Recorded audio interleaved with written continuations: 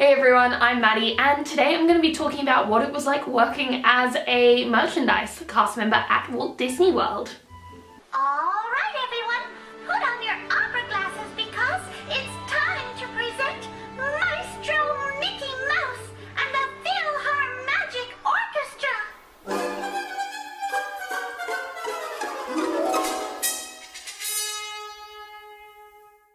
So for those of you who are new to my channel, welcome! I did the Cultural Exchange Program from Australia, which is basically an international version of the college program from January to June of 2019. If you're interested in seeing my journeys, I have a whole playlist of the videos that I did while I was there, which I have a link to up here. But in any case, today I'm going to be talking about my experience on the job because that's something that I didn't really discuss that much while I was there working and vlogging. It was more focusing on playing out the parks and all the other perks and not so much what I was actually doing day to day, apart from a few brief mentions within my week in the life of a cultural exchange program participant. So without further ado, let's get into it. Now the first thing I wanted to make clear is that merchandise is basically just a fancy way of saying retail. It's like with a lot of Disney things, they like to have magical and special ways of describing it, which make the mundane sound far more magical than it may seem. However, when you're actually in the moment of working there, having done retail before, it does feel more magical. I think partially because of the fact that you're at Disney and everyone else is at Disney, so they're not just going to the shopping mall to run an errand, they're at Disney. So it's basically like any other retail job in the fact that most of the time, either you'll be working at a register, walking around talking to guests and doing what we call as merchantainment, which is, once again, fancy way of saying just product demonstration, or helping to make sure things look show ready, either if you're stocking or tasking on a register shift. Unlike some other roles, for example, especially things like attractions, where your location will mean that you get an entirely different experience to someone else who's working attractions. Say for example, between the difference between parking, ESPN, Ops, and say the Haunted Mansion. Entirely different experiences, but still all come under attractions, whereas merchandise is a far more focused role where basically no matter where you are, you're going to be doing basically the same thing. So I thought I'd go into a few pros and cons. However, I was actually having a hard time coming up with a list, mainly for the cons, so I'm going to start with those because for the most part, the negative aspects of it are just generally negative aspects that you're going to have to deal with as a cast member at Disney, or if anywhere, any kind of customer service anywhere. I think for me the biggest thing was that there is a possibility that you will be outside for longer periods of time. Now this is entirely location dependent and there is a workaround with this, which I'm going to talk about later. But unlike attractions where they've got much faster rotations because they've got so many different positions, if you're in an outside greeter position, you are likely then to be rotated to an indoor position. However, it's also possible to get an attraction where it's entirely outdoors. So again, mileage may vary. But when it comes to merchandise, once you're assigned a specific position, you're usually not rotated until either someone is getting a bump out, you're getting your break, or there's a quick rotation because either someone's had to leave early or something's going on or they need more people somewhere else.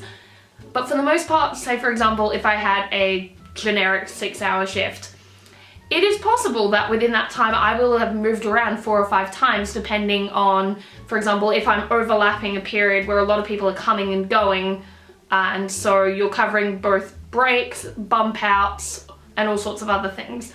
However, I've also had experiences where I've had a 6-hour shift and I've stayed in the same spot for the first half of the shift, had my break, and then come out and been in the same spot again for the rest of my shift. And if you're somewhere like Frontierland and you've got big owls, it can mean that you spend your entire shift mostly outdoors. Now, Big Owls at least does have some shade and we do have fans, but it can get pretty warm out there, especially towards the end of my program. It was getting very warm. And in particular, this is a day that I want to do a whole video on because it was a crazy day.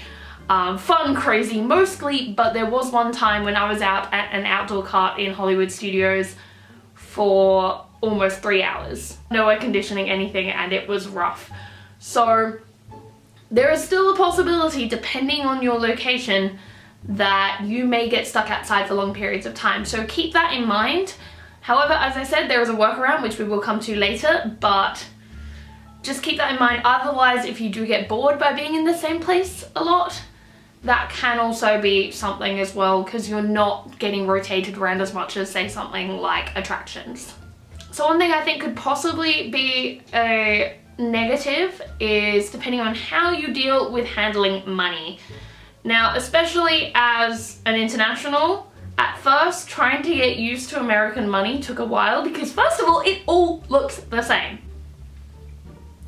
Like, there are no gold coins.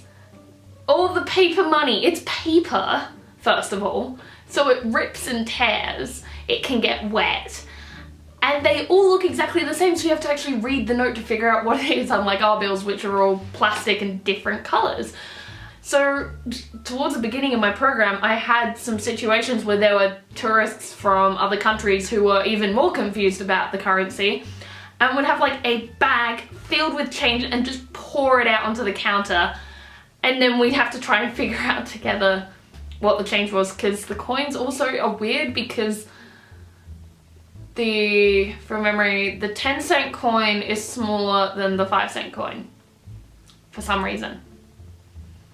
And the 25-cent coin isn't that much bigger than the 10-cent coin, so it's easy to get them mixed up. So, especially if you've got a bit of stress about that, it can make the role a bit more stressful when it comes to cash handling, especially now. I didn't have to deal with this, I never got cash apron trained, but for example, if you are in Adventureland, or I think some places in Hollywood Studios, I think almost everywhere has at least one section of the park that also deals with glow carts and squeeze freeze, where you are out on your own outdoors, so the first negative point, and you also have a cash apron, so you are doing everything with mental calculation. I think you might have, I'm not sure, I've never done glow, but as far as I know, I think you might have a little electronic calculator or something, but you are having to keep track of everything.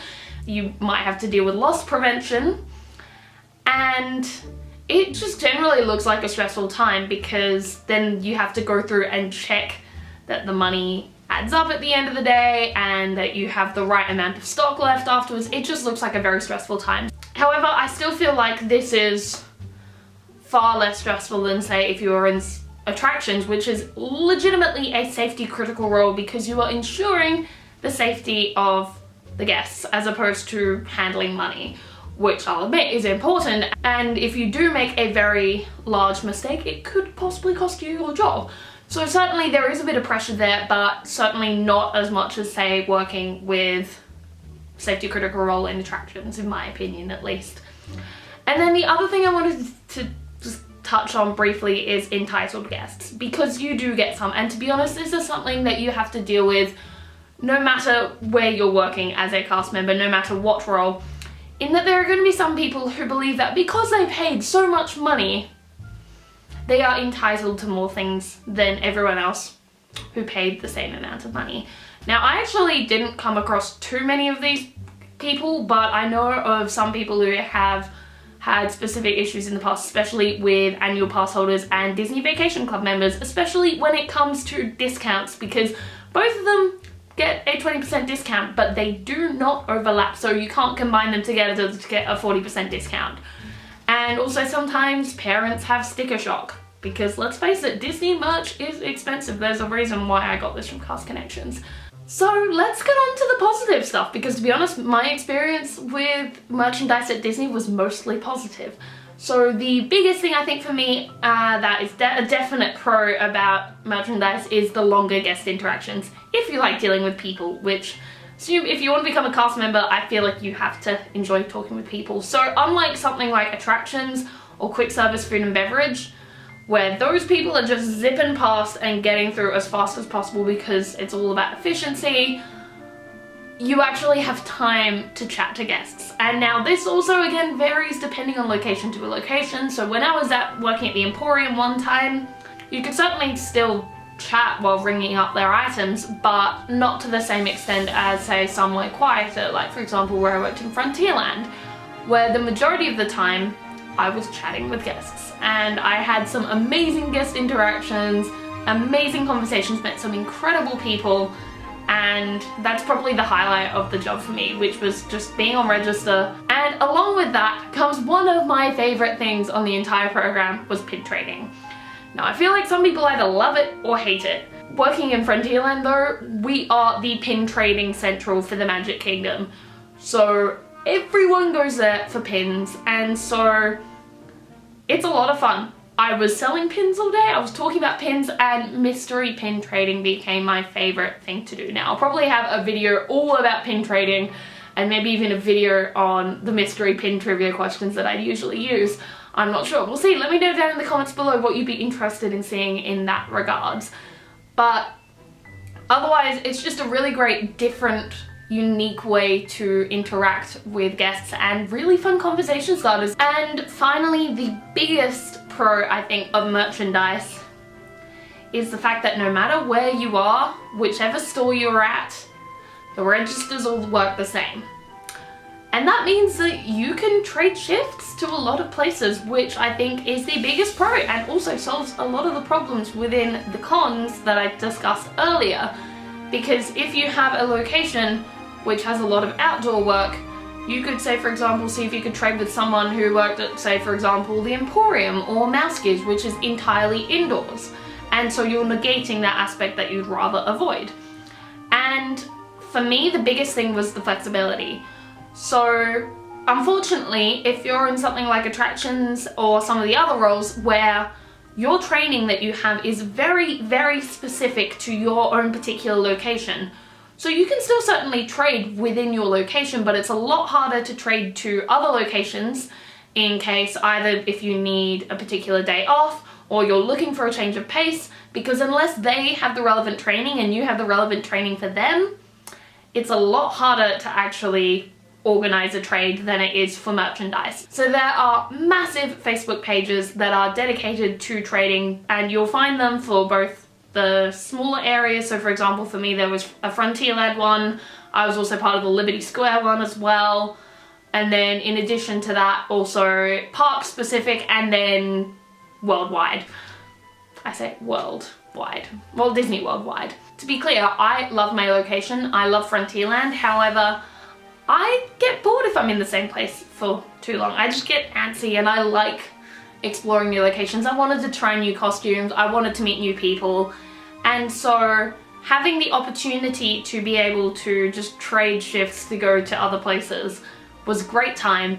And also the flexibility of if I really needed this day off because I had a dining reservation or something already planned or a housing event.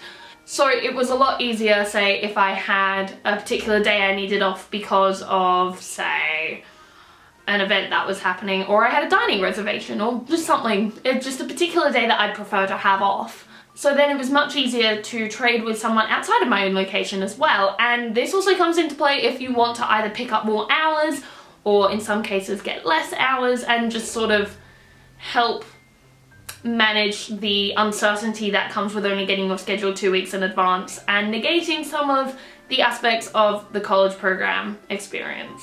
Because usually, just being a college program or cultural exchange, you get the short end of the stick when it comes to shifts. And so being able to trade kind of negates that a bit. Now, as I said earlier, every register works the same, but there are some locations that require additional training. So resorts get alcohol and tobacco training, which is quite hard to get. So keeping that in mind, let's go into actually talking about the training itself. So to start off with, everyone goes through traditions. No matter what kind of cast member you are, you all do traditions. So that's your first day of training. And then from there, usually, mine was actually a little bit out of order, but in general going through the tiers, from there you should then have your location tour, like a large scale location tour. So this could either be your resort or park tour. So for me, I had Once Upon a Time Is Now, which is the Magic Kingdom tour. So basically going through the entire park, because even though I was in Frontierland, you would constantly be asked, how do I get to Tomorrowland? How do I get out of the park?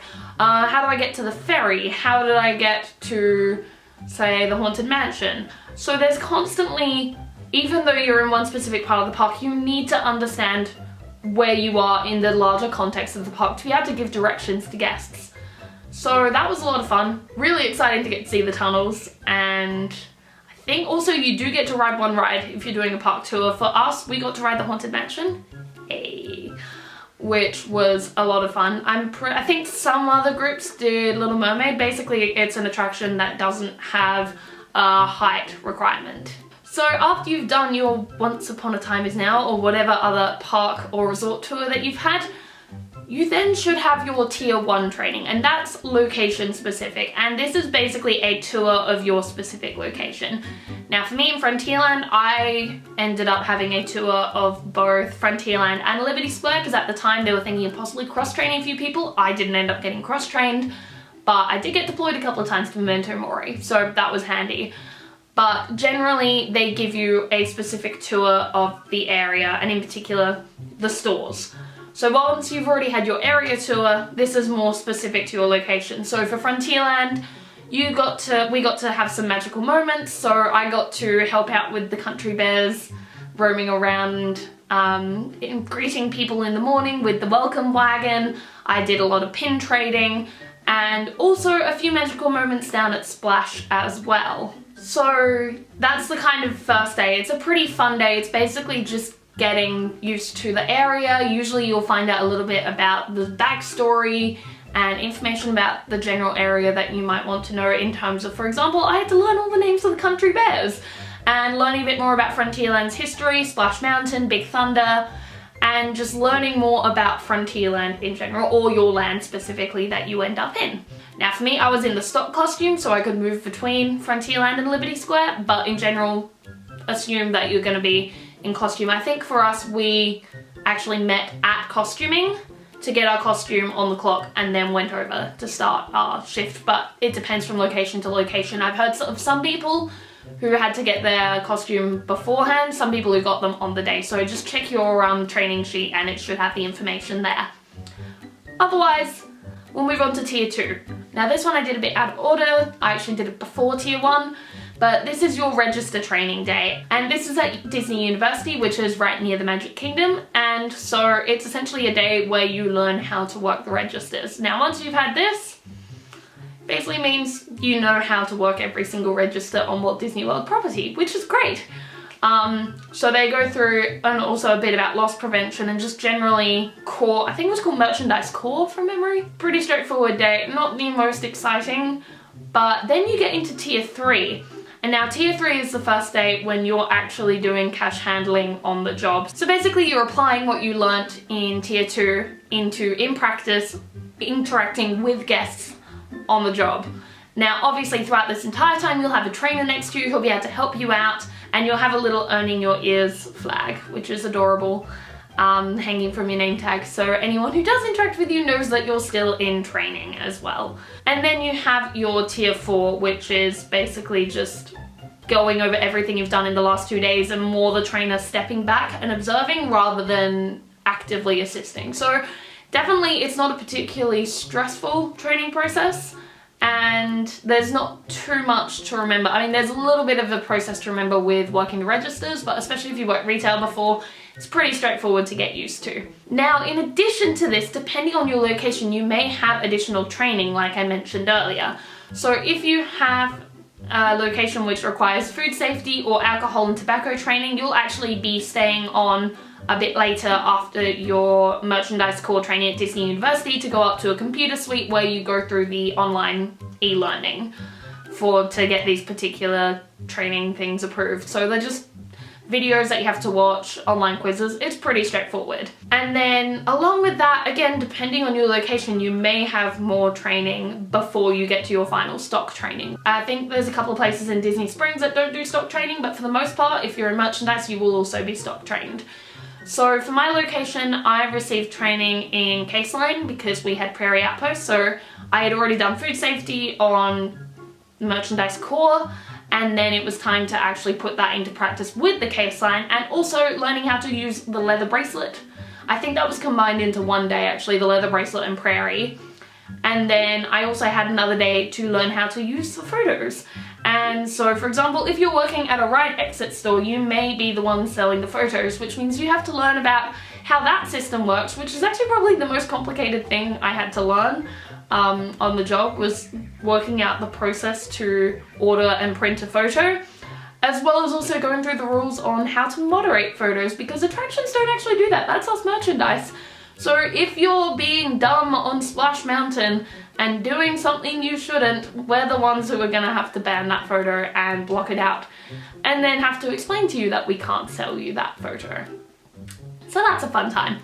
And in some places, I know Frontierland did have cash apron training, but I never got cash apron trained, so I'm not complaining. It meant that I didn't have to stay outside at a cart during the summer months. So that's another thing as well. I think Adventureland always get it, because at least when I did it, there's the ones that do glow.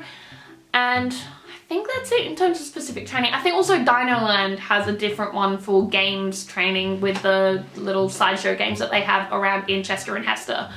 But otherwise, I think that's it in terms of specialised training. So before I had my stock training, I had my first few shifts of register. Now, a typical register shift, you'll get there, you'll clock in, and you'll get your assignment.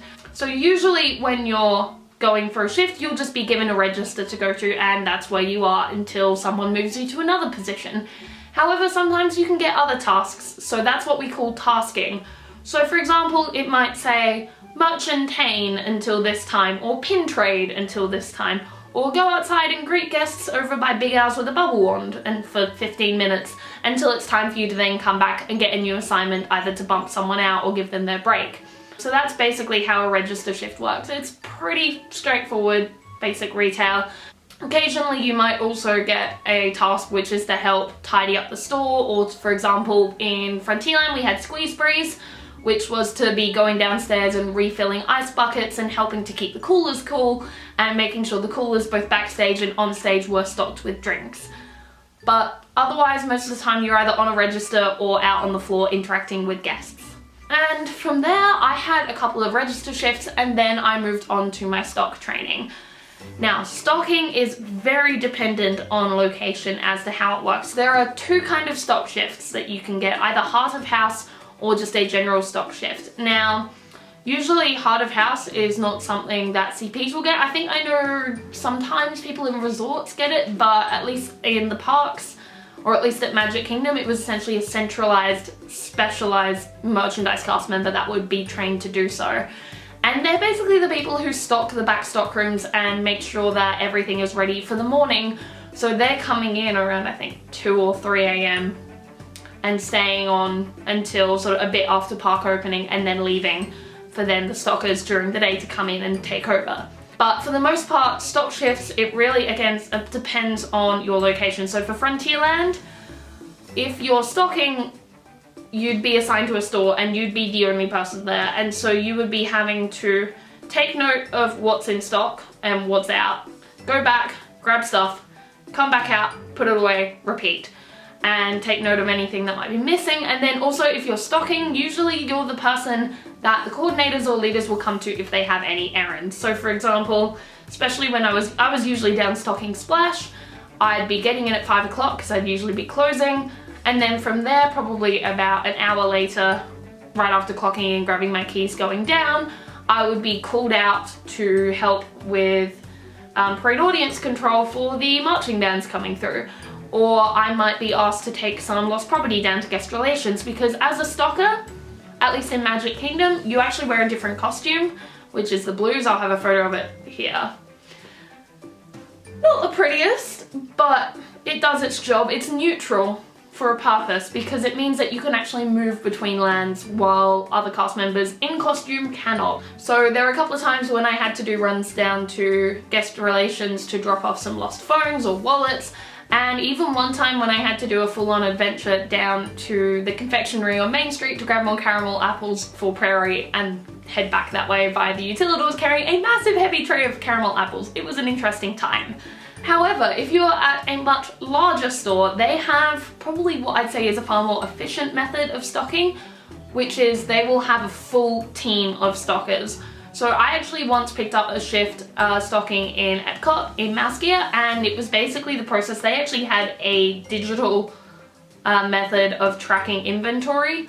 So when things were getting low up on stage, there would actually be a little alert downstairs to the people down in the stockroom who were picking things out from downstairs, taking them upstairs, and then from backstage there would be another set of people carrying them out onto stage, and then there'd be people on stage putting it away. So you had this really efficient method of things finding its way from downstairs when it was needed to upstairs, and things being brought back down. So for example, hangers, and so you had people who were literally just downstairs hanging up shirts and taking things out of boxes to then put up in the stockroom, while you had the people out on stage, which is what I was doing when I was at Mouse Gear, just tidying up the store and putting out stock as it was handed out to us and engaging with guests, which was a lot of fun and way more fun than stocking in Frontierland.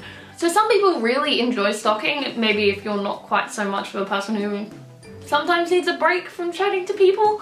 It's a good way, and also you're constantly moving, you're constantly doing something, you rack up steps like quickly. I had a Fitbit on a lot of the times, and in a shift I could easily get 20,000-30,000 steps in a stock shift. So it's good exercise, and it can be fun and kind of satisfying to be putting things away methodically, but at times it can get quite stressful, especially when it's busy and things are flying off the shelves and you're struggling to keep up. But I don't want to end on a negative note, so I'm just gonna generally talk about my experiences. I had an amazing time working in merchandise. All the cast members that I worked with were fantastic. I didn't have that many bad guest experiences actually. I feel like it might also be to do with the fact that I'm Australian, so people are just generally nice, I don't know. Cash handling took a little bit of getting used to, dealing with American money, but after a while, it's scary at first, but you get into the swing of things pretty quickly just because of the amount of times you're going through that process of doing a transaction. So it becomes pretty natural pretty quickly. And that longer form guest interaction and pin trading and everything else that comes with the merchandise role, I just think makes it such a great choice if you're interested in joining the Walt Disney Company as a cast member in a park or resort. And yeah, so if you have been a merchandise cast member, or if you are going to be a merchandise cast member, let me know down in the comments below. If you have any other questions for me, again, pop them down in the comments below, or tweet at me, message me on Instagram. I'll answer them as soon as I can. So if you enjoyed the video, give it a thumbs up and hit that subscribe button down below, because I have more content coming your way every week. We're getting into the spooky season. Australia, we don't really celebrate it that much, but I have a few ideas for content coming your way in the next couple of weeks with a particular theme in mind. So until next time, TTFN.